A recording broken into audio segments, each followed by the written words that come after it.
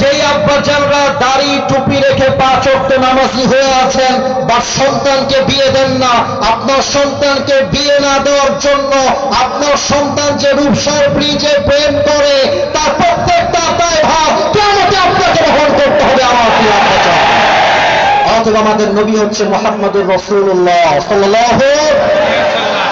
দেখা যাক 3 নাম্বার প্রশ্নের জবাবটা রূপসাবাসী জোরে দিতে পারে কিনা। ওমা দীনু, আমাদের ধর্মের নাম কি? ওরে বাবা, আরেকবার, আমাদের ধর্মের নাম কি? ফেরেশতা আসিয়া যখন জিজ্ঞাসা করিবে দিন কি তোমার মাবুদ কি, বা তখন কি বলিবে? ওরে আল্লাহ বিনে মাবুদ নাই রে, জবানে তাই বলো, এ বলো মুখে আল্লাহ রাসূল সবে বলো।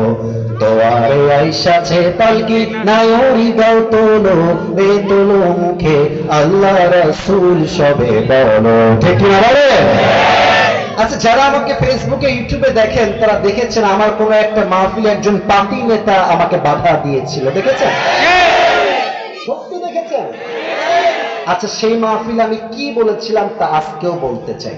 আমার আব্বা আমারে কষ্ট কি, তুমি আজকে একটু সাবধানে কথা কইও, খুলনার মানুষ কিন্তু মারামারি খুব ভালোবাসে, কথা কইয়ে মারামারি বাড়াইয়ে না।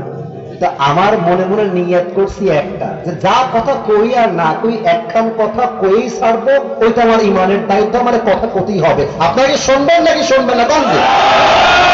আমি সেই দিন এই মাহফিলে জাস্ট একটা কথা বলেছিলাম, আমাদের প্রথম পরিচয় আহলে হাদিস নয়, প্রথম পরিচয় আওয়ামী লীগ নয়, বিএনপি নয়, জামাত নয়, জাতীয় পার্টি নয়। আমার প্রথম পরিচয় আমি একজন মুসলমান ঘরের সন্তান।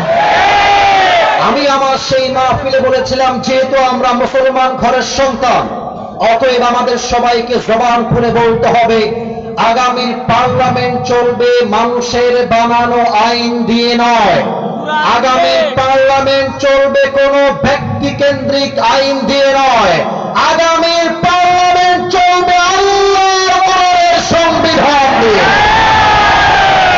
এটা বলার পরে নেতার গায়ে আগুন লেগে গেল। নেতা বলছে, হুজুর রাজনৈতিক ওয়াজ এই মাহফিলে চলবে না।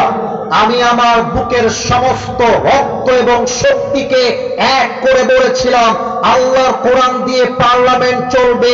এটা কোনো আসিফ হুজুরের ব্যক্তিগত কথা নয়, এটা 18 কোটি মুসলমানদের পরিচয় দাবি।